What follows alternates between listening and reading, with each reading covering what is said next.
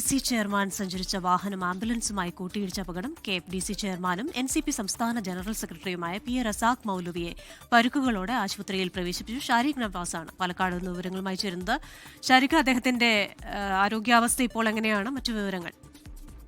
Christina, പരിക്കുകളുണ്ട്. സാരമായ പരിക്കുകൾ P. Razak മൗലവിക്ക് ഉണ്ടായിട്ടുണ്ട്. KFDC ചെയർമാനും NCPയുടെ സംസ്ഥാന ജനറൽ സെക്രട്ടറിയുമായ P. റസാഖ് മൗലവി ഔദ്യോഗിക വാഹനത്തിൽ പുതുപ്പരിയാരത്ത് നിന്ന് കോഴിക്കോട്ട് ഭാഗത്തേക്ക് പോകുമ്പോഴാണ് ഇന്ന് ഉച്ച 12 മണിയോടെ പുതുപ്പരിയാരം ജംഗ്ഷനിൽ വെച്ച് അപകടം ഉണ്ടായത്. എമർജൻസിയായി പോകുന്ന ആംബുലൻസിൽ ഇടിക്കുകയായിരുന്നു.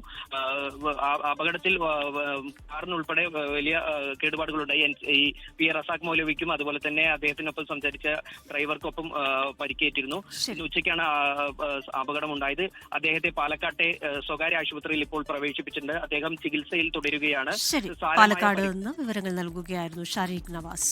ലോകത്തെവിടെയായാലും ഏത് സമയത്തും 24 വാർത്തകളും ഓഗ്മെന്റഡ് റിയാലിറ്റി പാക്കേജുകളും എക്സ്പ്ലെയിനറുകളും വിശദമായി കാണാൻ ഞങ്ങളുടെ യൂട്യൂബ് ചാനൽ നിങ്ങൾക്ക് സബ്സ്ക്രൈബ് ചെയ്യാം.